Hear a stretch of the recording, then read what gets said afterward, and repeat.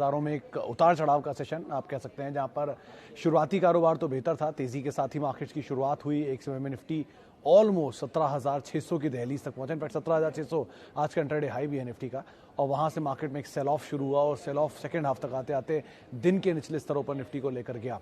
तो थोड़ा volatile session आज कह सकते हैं। इसमें फर्स्ट हाफ के अंदर जो स्टार थे उसमें मिड कैप स्मॉल कैप करीब 1.5% की तेजी वहां पर देखने को मिल रही थी।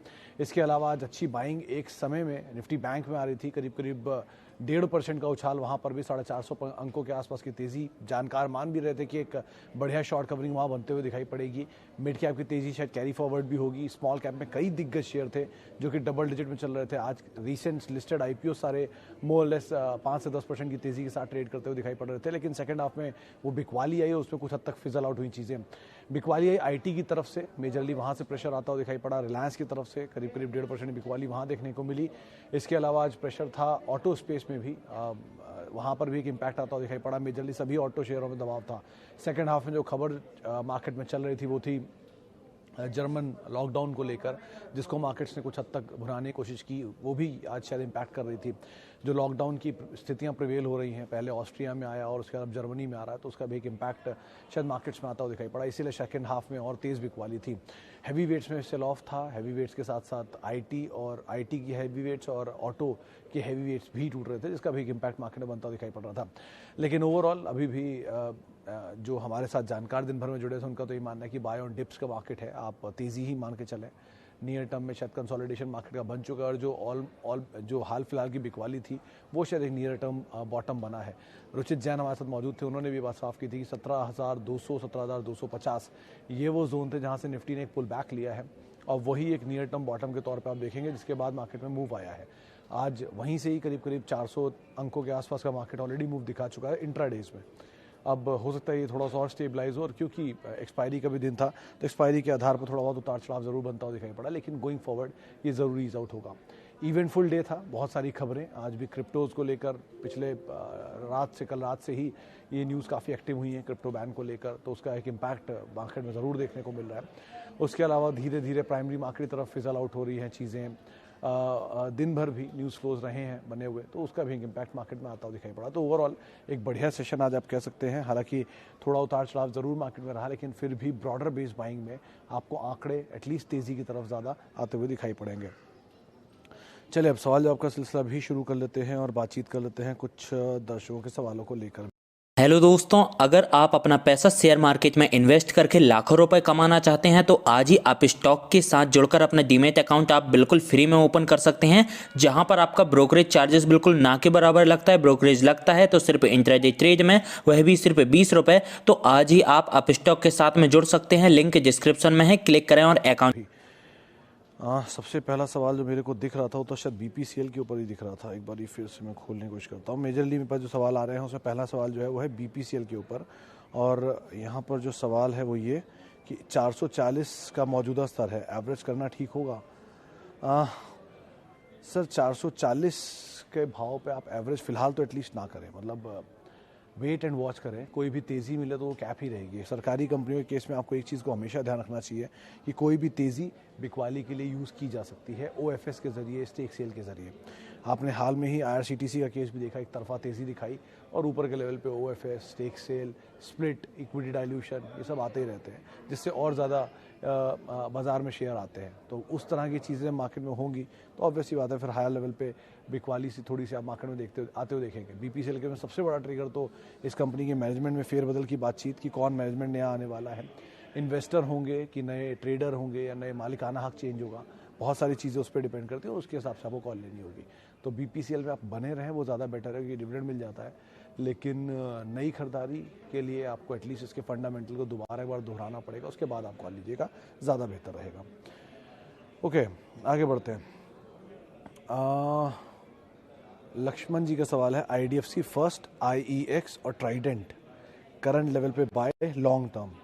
लक्ष्मण जी, एक चीज़ बड़ी कॉमन इन तीनों शेयरों में, आईडीएफसी फर्स्ट भी लोअर लेवल से काफ़ी चला, इससे कहीं ज़्यादा चला आईईएक्स और उससे कहीं ज़्यादा चला ट्राइडेंट। तो ये तीनों बहुत ज़्यादा चले हुए शेयर हैं। तो पहली चीज़ तो ऐसी कोई कोशिश मत करें कि चलते हुए शेयरों को पकड़ें। चलती हुई बस, चलती हुई ट्रेन नहीं पकड़ते ना, वैसे चलते हुए शेयर ही मत पकड़िए, क्योंकि जितनी ज़्यादा रिस्क उनमें है उतना ही ज़्यादा रिस्क इनमें भी है कि आप फंस सकते हैं। बेटर यही है कि वो कहीं ना कहीं तो रुकेंगे, कहीं ना कहीं तो थमेंगे, कहीं ना कहीं उनकी स्थितियाँ क्लियर होंगी, वहाँ आप एंटर करिएगा। IEX के केस में भी नीचे आने दीजिए, बढ़िया दाम मिलेगा, आप ज़रूर एंटर करिए, थोड़ा थोड़ा ले सकते हैं। ट्राइडेंट के केस में आप इक्विटी ज़रूर देखिए। आज ही मैंने एक ट्वीट किया था कुछ देर पहले, जिसमें 4,000 करोड़ रुपए की मार्केट कैप होती थी इसकी एक साल पहले, आज 27,000 करोड़ की मार्केट कैप है। 5 गुना से ज़्यादा ये शेयर चल चुका है, 550% चला है। कंपनी ठीक है, कैपेसिटीज़ अच्छी हैं, इनकी डिमांड अच्छी है, सब कुछ सही है, लेकिन इक्विटी का साइज़ देखिए, 600 करोड़ शेयर है बाजार में इसके। इस तरह की इक्विटी साइज़ के साथ अगर कंपनी चल रही है तो इक्विटी डाइल्यूशन चांसेस बहुत होते हैं, रिस्क है। इसीलिए अगर आपको लगता है कि आप हाँ रिस्क टेकिंग एपेटाइट आपकी है काफ़ी और आप झेल सकते हैं तो वो बात अलग है, लेकिन एटलीस्ट ईज आउट हो तो ज़्यादा बेटर सिचुएशन है। और मार्केट में बज़ या रूमर्स हो है कि ये 100 रुपये भी जा सकता है, लेकिन वो रूमर्स है, कोई कंफर्म खबर नहीं है। तो अकॉर्डिंगली अगर आपका रिस्क एपेटाइट है तो आप ज़रूर इसमें अपनी रणनीति बना सकते हैं। ओके, आगे बढ़ते हैं। Ban on crypto can affect equity markets. Mayur sahab, limited understanding में मैं इतना समझता हूँ कि अगर क्रिप्टो में बैन लगता है तो वैसे तो कोई प्योर बैन नहीं होगा, वो प्राइवेट क्रिप्टोज़ के ऊपर बैन की बात हो रही है। अगर प्राइवेट क्रिप्टोज़ में बैन होता है तो जो एफिलिएटेड क्रिप्टोज़ हैं उनके ऊपर तो काम चलेगा ही, तो वहाँ जाएंगे। लेकिन अगर पूरी तरह से क्रिप्टो करेंसी हट भी जाती है इंडिया में से तो भी इक्विटी के अंदर पैसा आता हुआ दिखाई पड़ सकता है, लेकिन ऐसे प्रोबेबिलिटी सो फार नहीं है। तो पहले क्लियर हो जाए सिचुएशन, उसके बाद समझना इसको ज़्यादा बेटर रहेगा। लेकिन हाँ, एसेट क्लासेस लिमिटेड हैं, तो एक एसेट क्लास अगर बंद होता है तो दूसरे के अंदर ज़रूर जाता है पैसा, तो ऐसा हो सकता है और बेनिफिशियरी हो सकता है इक्विटी मार्केट्स के लिए, लेकिन डिपेंडिंग कि किस तरह के बैन्स आते हैं उसके ऊपर। अच्छा जी, आगे बढ़ते हैं। और should I exit SRF and IEX and accumulate Pidilite for long term? Sir Aman sahab, आपको प्रॉफिट कितना है मुझे नहीं पता SRF के केस में और IEX के केस में, लेकिन अगर प्रॉफिट है तो आप इतना ज़रूर कर सकते हैं कि मान लीजिए आपके पास 100 शेयर है दोनों के, तो आप अपने प्रॉफिट वाले शेयरों को छोड़ दीजिए और अपने कॉस्ट वाले शेयरों को निकाल लीजिए और उससे आप पीडीलाइट ले सकते हैं। तो उससे आपके पास 3 शेयर हो जाएंगे और लिमिटेड पैसे में ही आपको 3 शेयर मिल जाएंगे। तो आप इस तरह की रणनीति रखेंगे तो शायद एक बार को ज़्यादा बेनिफिशियरी आपके लिए बने, तो आप उस हिसाब से अपनी कॉल लीजिए। SRF भी अच्छी कंपनी है, IEX भी अच्छी कंपनी है और पीडीलाइट भी बहुत अच्छी कंपनी है। तो तीनों कंपनियां अच्छी हैं, लेकिन लिमिटेड पैसे में इसको आप ऐसे ट्रैक कर सकते हैं। नया निवेश करना चाहते हैं तो पीडीलाइट बहुत अच्छी कंपनी है, आप ज़रूर निवेश करिए। Okay, latent view, long term view and good buying level. Rocky साहब, गुड बाइंग लेवल तो अभी नहीं पता, क्योंकि अभी 2 दिन पहले तो लिस्ट हुआ है और लगातार 2 दिन से तेज़ी, आज भी अपर सर्किट लग गया, तो नीचे झटका दे किसी दिन बाजार के किसी फॉल में तो आप थोड़ा बहुत ले सकते हैं। लेटेंट कंपनी ठीक है, मैनेजमेंट से हमारी कल परसों में बात हो रही थी और उनका भी मानना है कि क्लाइंटेल अच्छा है, प्रॉफिट अच्छा है, मार्जिन 37% के है, लेकिन उन्होंने खुद जेन्युइनली ये बात बोली कि 37 एग्जॉर्बिडेंटली थोड़े हाई हैं, वो शायद 29-30 की रेंज में कहीं आकर सेटल होंगे गोइंग फॉरवर्ड अगले फाइनेंशियल ईयर में। तो IT स्पेस की कंपनी है, इक्विटी शेयर छोटा है और मतलब इक्विटी साइज छोटा है, प्रीमियम मतलब छोटा IPO कम प्राइस पर आया, मतलब अकॉर्डिंगली उतना प्राइस दिन नहीं है, उतना इक्विटी साइज नहीं है, तो शायद इसमें मूव आता हुआ दिखाई पड़े। जो तेज़ी है वो शायद आगे भी जारी रहे, तो नीचे मिल जाए तो ज़्यादा बेटर है, लेकिन डिपेंड आप एंटर कहाँ करते हैं और उसके हिसाब से आपको कॉल लेनी होगी, कितना टाइम आप इसको होल्ड करते हैं। स्मॉल कैप QSR स्टॉक में बेस्ट कौन सा है एक्सेप्ट जुबिलेंट? ऐसा कोई QSR स्टॉक बोलिए जो जुबिलेंट जैसा रिटर्न दे फॉर नेक्स्ट 10 ईयर। शुभजीत साहब, एक बहुत बेसिक सवाल बताइए, आप खुद ही समझिए। मतलब मैंने 2010 में पहली बार जुबिलेंट को ट्रैक किया था और 2010 में पहली बार जुबिलेंट के अंदर इन्वेस्टमेंट जैसी चीज़ सोची थी। उसकी वजह थी कि उस समय पर डोमिनोज के पिज़्ज़ा के स्टोर जिस तरह वो एक्सपैंड कर रहे थे कोई नहीं कर पा रहा था, और उस समय पिज़्ज़ा हट का डोमिनेंस होता था और उन्होंने उसको पूरी तरह से ख़त्म कर दिया था, तब जाके वो जुबिलेंट बना था। अगर आपके दिमाग में ऐसा कोई भी नाम आता है जो उस तरह का डोमिनेंस रखता है तो आप ज़रूर उसको ले लीजिए, कोई भी XYZ, चाहे आप देवयानी देख लीजिए, चाहे आप वेस्ट लाइफ देख लीजिए, चाहे आप सफ़ायर फूड देख लीजिए, चाहे आप इवन डाबर देख लीजिए। डाबर का सबवे है, लेकिन वो सबवे उनके अंडर में नहीं आता, किसी और कंपनी के अंडर में आता है। इस तरह की कोई भी QSR कंपनी देख लीजिए, उस तरह का डोमिनेंस है क्या किसी का जो जुबिलेंट का डोमिनोस ओन करता है? आपके खुद ही के मन में पिज़्ज़ा मतलब डोमिनोस होता है। आप खुद कभी सोचिए कि आपको अगर आप पिज़्ज़ा ऑर्डर करते हैं तो आपके सामने किसका दिमाग में नाम आता है? अगर ऐसा कोई लिस्टेड पेयर है आप ज़रूर एंटर करिए, उसके अंदर कोई दिक्कत नहीं है। अब तक और किसी स्पेस में, चाहे बर्गर में डिस्ट्रीब्यूटेड है, हार्ड कैसल और वेस्ट लाइफ, 2 कंपनियां हैं जो कि मैकडोनल्ड के बर्गर बेचती हैं इंडिया में, और सेम पिज्ज़ा हट में सफायर फूड और देवयानी दोनों बेचती हैं। एक मत नहीं है जुबिलेंट फूड के केस में डोमिनोज से जितने स्टोर पर इंडिया में है वो सिर्फ जुबिलेंट फूड के पास है। डंकिन डोनट के सारे स्टोर जुबिलेंट फूड के पास है। तो इस तरह की डोमिनेंस किसी के पास है तो आप ज़रूर जाइए। और रही बात स्मॉल कैप की, मिड कैप की, लार्ज कैप की, स्मॉल कैप के लार्ज कैप बनने की प्रोबेबिलिटी उतनी ही मुश्किल है जितनी लार्ज कैप के लार्ज कैप में बने रहने की है। तो ये मत सोचिए कि ये चीज़ महंगी है। 800 रुपये पे भी जुबिलेंट फूड बहुत महंगा था और जब IPO आया था बिलीव मी तब भी ये बहुत महंगा था। 30 के मल्टीपल पे होता था उस समय, 300 रुपये का इशू प्राइस था। तो उस समय भी बहुत महंगा दिखता था। तो आप महंगे के चक्कर में मत पड़ें। अगर आपको उसका प्रोडक्ट समझ में आता है और अगर आपको लगता है कि वो कंपनी अच्छी है तो आप उसमें जा सकते हैं। वो आगे भी ग्रोथ रहेगी। आगे चल के सिनेरियो बदलता है, कोई ऐसा प्लेयर बनता है तो आप ज़रूर उसके अंदर एंटर कर सकते हैं। ओके, आज का fall due to rising Covid cases worldwide या कोई और reason? It is a BlackRock article to invest in China market instead of India. Agarwal साहब, मेरी लिमिटेड अंडरस्टैंडिंग ये कहती है कुछ नहीं, आज एक्सपायरी थी इसलिए उतार चढ़ाव था थोड़ी अनवाइंडिंग। फर्स्ट हाफ में जो कवरिंग थी वो अनवाइंड हुई है सेकेंड हाफ में मेजरली। चाइना ये लॉकडाउन लग रहे हैं सबको पता और पिछले कई दिन से लग रहा है और ऐसा कुछ भी नहीं कि बाजार में कोई ऐसी चीज़ है जो आपको नहीं पता। वैल्यूएशन महंगे हैं आपको पता है। आपको ये भी पता है क्रिप्टो करेंसीज किस तरह एक्टिव हो चुकी हैं। आपको ये भी पता है कि वर्ल्ड वाइड लॉकडाउन लग रहे हैं, कोविड केसेस बढ़ रहे हैं, इकोनॉमी ओवर हीटेड है, सब कुछ क्लीन था। लेकिन बाजार तेज़ी में था तो कुछ नहीं दिख रहा था। अब बाजार मंदी में तो सब दिख रहा है। तो ऐसा कुछ मत सोचिए, बाजार अपनी ही चाल चलता है। रीज़न हम उससे अटैच करते हैं। बेटर यही कि आप बाजार में इंडिविजुअल स्टॉक को देखिए जो अच्छे दामों पर अवेलेबल हो रहे हैं, उनको आप लेते चलिए। कुछ दिन बाद वो घूम घाम के ऊपर आ जाते हैं तो उन शेयरों को पकड़ते चलिए जो बढ़िया दाम पर अवेलेबल है। इंडेक्स को मत देखिए। इंडेक्स में सिर्फ ट्रेडिंग जो ट्रेडर्स होते हैं उनके लिए ज़्यादा बड़ी एक्टिविटी वहाँ पर मिलती है। ओके, आगे बढ़ते हैं। और हाँ, ये सवाल कल छूट गया था मुझसे। P of Tata Steel and JSPL is in single digit. Should we add them in portfolio now? Malik साहब, टाटा स्टील, JSPL या कोई भी मेटल कंपनी उनके लिए बहुत क्रूशियल है उनके कारोबार की स्टेबिलिटी, कैपेसिटी, डिमांड, प्राइसेस।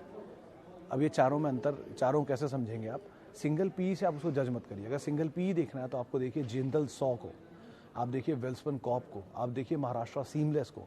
इनके सिंगल पी चले आ रहे हैं बहुत समय से और बहुत अच्छी कंपनियां खराब भी नहीं है, लेकिन शेयर नहीं चलते इतना, ये सिंगल पी उसके बावजूद भी। JSPL केस में उन्होंने कैपेसिटीज़ ऐड की हैं, डेट है, डेट को ईज आउट कर रहे हैं, 2 क्वार्टर से लगातार बोल रहे हैं और शायद वो FY22 सेकंड हाफ तक आते FY23 सेकंड हाफ तक आते डेट फ्री भी हो जाए। टाटा स्टील केस में भी उन्होंने बात साफ किया हुआ है कि उनका यूरोपियन लॉसेज जो है वो ईज आउट हो रहे हैं और रियलाइजेशन अच्छे हैं। लेकिन ये नंबर इनके हर साल ऐसे नहीं आते हैं। ये 3 क्वार्टर बेटर आएंगे या 2 क्वार्टर बेटर आएंगे, 1 क्वार्टर कमजोर हो जाएंगे ऑब्वियसली, क्योंकि इनके प्राइसेस पे बहुत कुछ डिपेंड करता है। स्टील की डिमांड अच्छी है, प्राइस बढ़ा हुआ है तो रियलाइजेशन अच्छा है, सब कुछ ठीक है। स्टील की डिमांड कमज़ोर है, प्राइसेस कमज़ोर है, रियलाइजेशन ख़राब है, नंबर ख़राब है। कैपेसिटी ज़्यादा है इनकी, सप्लाई उतनी, डिमांड उतनी आती है कि नहीं आती, प्लस इतना डेट ले रखा है, उसको चुका पाते हैं कि नहीं चुका पाते हैं। आप ये चीज़ ना भूलें कि कोविड टाइम से लेके अब तक इंटरेस्ट रेट अपने बेयर मिनिमम लोज पर है, इसलिए हर कंपनी की इंटरेस्ट कॉस्ट बहुत कम आ रही है। जैसे इंटरेस्ट रेट बढ़ना शुरू होगा इनकी इंटरेस्ट कॉस्ट वापस बढ़ जाएगी, जो इनके मार्जिन को और प्रेशर में डालेगी, मुनाफा और हिट करेगी। तो ये कुछ चीज़ें इनको आप ज़रूर ध्यान रखिएगा। कंपनियां दोनों सही हैं, लेकिन सिंगल पी के चक्कर में मत पड़िए, वरना सिंगल पी में वो ज़्यादा बेटर है जो मैंने नाम आपको गिनाया है। ओके, पॉलिसी बाजार फॉर लॉन्ग टर्म अवॉइड करिए सर, सिंपल। भावेश जी का सवाल, हिंदुस्तान जिंक। भावेश जी, जो कंपनी अगर आप उदयपुर कभी गए होंगे तो आप कभी वहाँ जाइएगा, इनका बहुत बढ़िया प्लांट भी है। एक तो पहली चीज़, ये कंपनी सिल्वर की लार्जेस्ट मैन्युफैक्चरर इंडिया में, 80% इंडिया की सिल्वर इनके पास ही है जहाँ से आती है। बाकी कमोडिटीज़ में भी बहुत एग्रेसिव हैं। वेदांता ग्रुप की कंपनी है, कैश रिच कंपनी है और डिविडेंड बहुत अच्छा करती है। इसमें एक ही फ्लॉ है कि इसमें बाल्को का स्टेक है। बाल्को यानी कि वो सरकारी स्टेक है 25% के आसपास, जो बेचने की बातचीत हो रही है, जो वेदांता खरीद भी लेगा आज तो कल, वो भी कोई बड़ी चीज़ नहीं है। लेकिन इस ग्रुप के स्टॉक में वेदांता स्टरलाइट जब था तब उसने बहुत बड़ा रिटर्न दिया, उसके बाद से ग्रुप चलता नहीं है, थोड़ा प्रॉब्लम रहता ही है इसमें। तो आप अगर है आपके पास तो आप बने रहिए, कोई दिक्कत नहीं। नई खरीदारी के लिए आप और विकल्पों को तलाश लीजिए, बहुत अच्छे ऑप्शन मार्केट में अवेलेबल है। ओके, आगे बढ़ते हैं। Will market go down, which is best M कैफ शेयर? सुबिन साहब, ये तो मतलब समय ही बताएगा कि वो ऊपर जाएगा कि नीचे आएगा। हाँ, इतना ज़रूर है कभी ना कभी नीचे आएगा और कभी ना कभी ऊपर भी जाएगा। ऑब्वियस ही बात है, आज नीचे आएगा कल ऊपर आ जाएगा। वो छोड़ दीजिए कि बाजार ऊपर कहाँ जाएगा और बाजार नीचे कहाँ जाएगा। मिड कैप ये क्रूशियल पार्ट है आपका। तो मिड कैप में ऐसी बहुत सारी कंपनियां हैं जो बहुत अच्छे दाम पर अवेलेबल है। मिसाल के तौर पे 170 रुपये पे इंडिया बुल्स रियल एस्टेट एक ठीक ठाक कंपनी थी। मिसाल के तौर पे टाटा कम्युनिकेशन फिलहाल के स्तरों पर ठीक ठाक दिखाई पड़ रही है। मिसाल के तौर पे अगर आप सीमेंट स्पेस में देखना चाह रहे हैं तो जेके सीमेंट एक अच्छी कंपनी है, अगर नीचे मिल जाए तो वो भी बहुत अच्छी कंपनी है, ठीक ठाक है। IEX अभी थोड़ा महंगा है लेकिन नीचे मिल जाए तो वो भी बुरी नहीं है। उसके अलावा CG पावर दोबारा कंसोलिडेट कर रहा है, अगर नीचे का झटका दे तो बहुत अच्छी बात है, उसे भी आप ले सकते हैं। लाइकवाइज बहुत सारे मिड कैप हैं, इनफैक्ट 3i इन्फोटेक पे मैं देख रहा था, वो भी ठीक ठाक कंपनी हो चुकी है पहले कंपैरिजन में।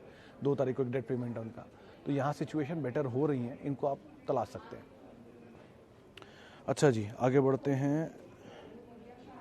एक सवाल और ले लेता हूँ, लास्ट सवाल।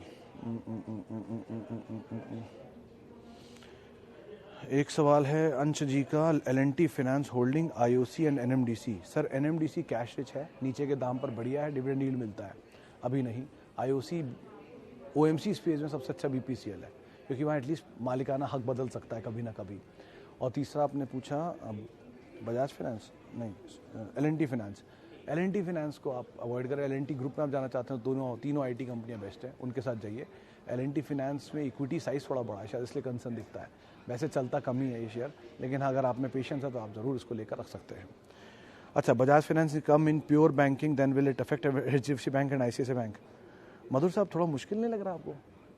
HDFC बैंक की ब्रांचेस देखिए, ICICI बैंक की ब्रांचेस देखिए, बजाज फाइनेंस की ब्रांचेस बनाने में कितना समय लगेगा। जैसे ये वैसे ही, जैसे ग्रासिम पेंट में आ रहा है तो एशियन पेंट पे इम्पैक्ट आएगा, कितने दिन में आएगा, कब तक कैपेसिटी पूरी होगी, कब वो लॉन्च करेंगी, कब वो बिकेगा और कब वो बड़ा होगा, वो बहुत कुछ डिपेंड करेगा। तो जब होगा तब देखेंगे, लेकिन फिलहाल के लिए तो यही दोनों डोमिनेंट है, HDFC बैंक और ICICI बैंक। और अगर बजाज फाइनेंस बैंक्स में आता है तो उनको भी चिंता होगी ना हम लोगों से ज़्यादा, तो वो भी देखेंगे कैसे उसको सुपरसीड करना है।